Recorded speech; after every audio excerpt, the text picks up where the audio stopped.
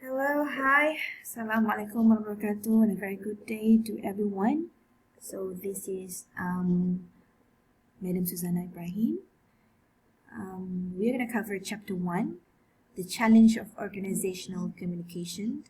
Hopefully, I can capture everything that is needed for chapter 1 within 15 minutes because that's the only time limit which is given by this software or recording software, Screenomatic. All right.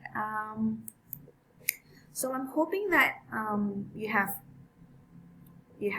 got a copy of this book. Okay, it doesn't matter. You can get a copy of the 6th edition, 7th edition, or the enhanced 7th edition version. It does not matter.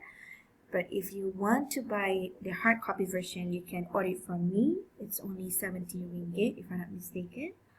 And then, but if you can find any ebook online, which is even better, good on you. Okay, I'm not gonna force you to buy a book, but it is what I'm saying is you still need to have the copy of a book, be it online or soft copy or hard copy, but you still need to get hold of the book. All right, so it's really important that you read beforehand before you come to my class or before you listen to the lecture. So I'm expecting you have already read the book, at least read it or go through the chapter for chapter 1. Okay, so as I mentioned, I'm supposed to create a Google Drive for you guys, which I haven't set it up as yet, but that's okay. So for this week, we're gonna look at this topic, challenge of organizational communication. What is organizational communication? It's a process through which people construct, manage, and interpret behaviors and symbols, whether verbal or non-verbal, both intentionally or unintentionally, through interaction mediated or direct, within and across particular organizational context. So whatever communication that involves your organization is what we call organizational communication. And of course, dealing with communication would deal with human being. All right, so it's not gonna be an easy task. Okay, so what do we have? Oh, here, past has taught us a great deal. Past has provided strategies for coping with complexity. If you refer to your experience, or maybe your parents' or ancestors' experience, they have gone through various stages of obstacles dealing with dealing with technologies during that time. Okay? So, organizational communication, regardless of generations, regardless of centuries, decades that you are in, we deal with the role of interacting individuals and groups within that world. Okay, whatever that your ancestors have experienced in the past, we may or may not experience the same thing, but the level of difficulties would possibly be greater than what they have experienced in the past. Okay, so that's why we said our organizational world is more complicated than world of the past. Okay, and dealing with that, 4 aspects of our world that has dominated much of our thinking are globalization, terrorism, climate change, and changing demographics. Okay, now we talk about terrorism. It exists, I think, centuries ago. It's not something new. But, like I said, even globalization. But what we're talking now is the level of difficulties in handling the issues, tackling the issues, okay, are far greater than what have been dealt with in the past. Okay, so When you look at how the landscape of organizational communication has changed in recent years, and it will continue to change in the future, yeah? We define globalization as a trend in which the economy and marketplaces of nations are increasingly interconnected so that their focus is worldwide rather than nationwide.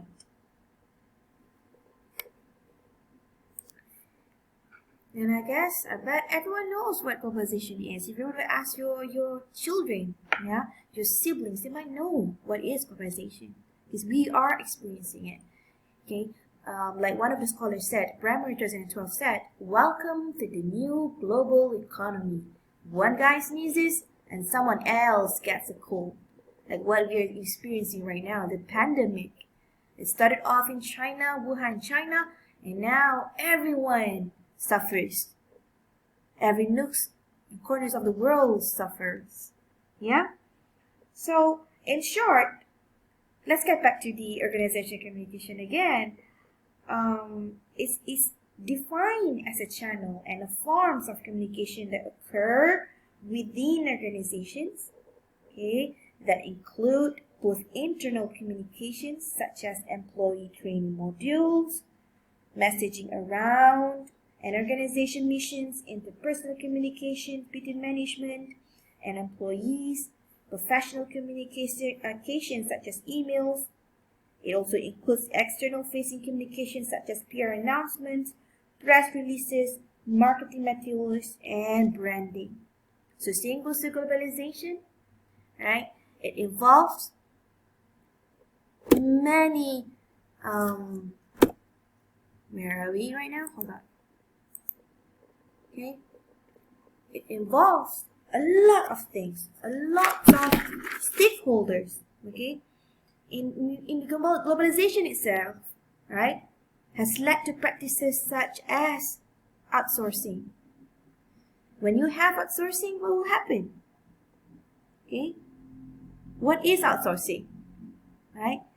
Where companies cut costs in production without cutting quality by giving jobs in manufacturing and services centered to lower wage earning countries like Thailand, Vietnam, Indonesia, Bangladesh, India, Sri Lanka, yeah, or perhaps Malaysia, okay? Like the world right now, they are depending on Malaysia on the glove production, okay? One of the company's top productions in glove, the high quality with international certification is Top Glove Company. Okay, so those who are experiencing, so the world is experiencing this pandemic right now, so they outsource. So some like masks, maybe they probably outsource it. Like European countries, they will outsource it from China, from Malaysia, from Thailand. Same goes to glove and whatnot. And we as of Malaysia, we do outsource certain things as well. Okay, right? Like Thailand, yeah, Thailand, Toyota. Everyone knows Toyota is Japanese made, right? But it's been manufactured in Thailand. Why is that so? Because the cost of labor is cheaper in Thailand, right?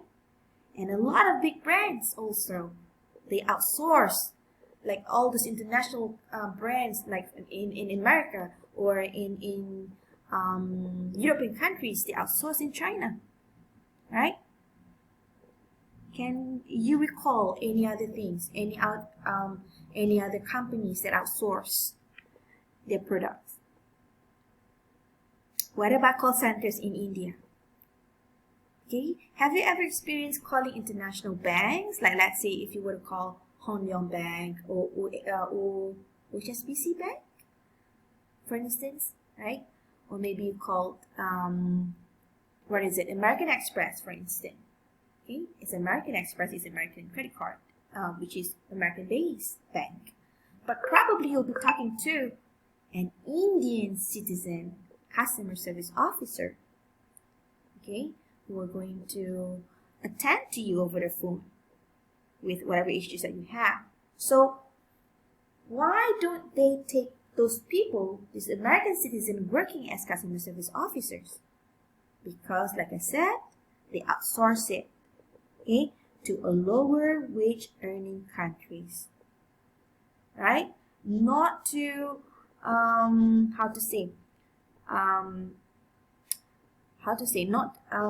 they do this, okay, they are doing this not to cut costs in quality, right? Don't get it wrong.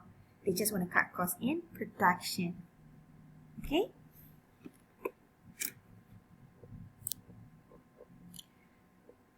So from globalizations, what happened?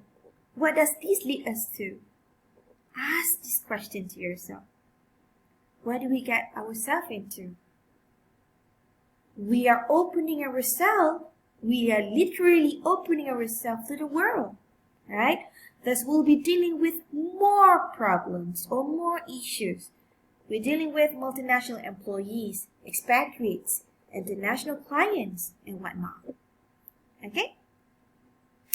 And then, so we're going to be asking these questions. Field of organizational communication can contribute to debates about globalization. How can we communicate effectively? Because again, we're dealing with people from multinational,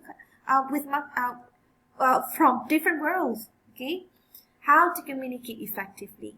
How to enhance multicultural understanding.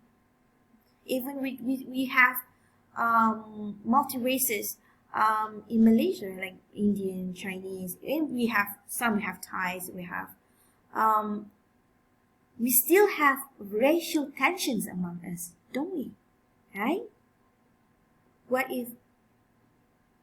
more if we were to be dealing with international people, expatriates from, they have different, their culture or their customs are totally different than us, right? Then next questions. How can communication processes protect rights of workers? Despite whatever issues that we have, right?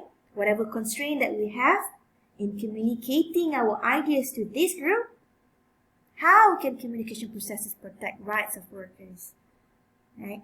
And how does organizing occur in debates related to the global economy? And how do corporations communicate about balance between consumer needs and employee needs? Right? These are the things that you have to ask yourself. Okay? And what's next? I'm looking at my book right now so I don't miss a thing. Okay.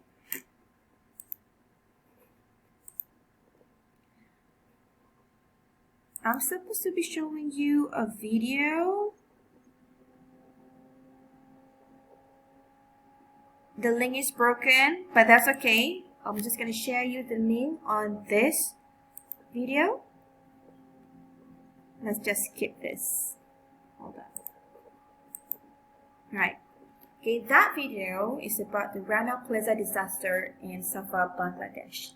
Okay, in April 24, 2013, the collapse of Rana Plaza building in Dhaka, Bangladesh, which housed 5 garment factories, killed at least 1,000 plus people and injured more than 2,500 people. And 5 months earlier, at least 112 workers had lost their life in another tragic accident. And then, some of the lowest wages of the world, millions of people, most of them girls and women, are exposed every day to an unsafe working environment with high incidence of work-related accidents and death, as well as occupational diseases. So, what happened? What have the authorities and stakeholders done to manage these issues? Okay, so they have come together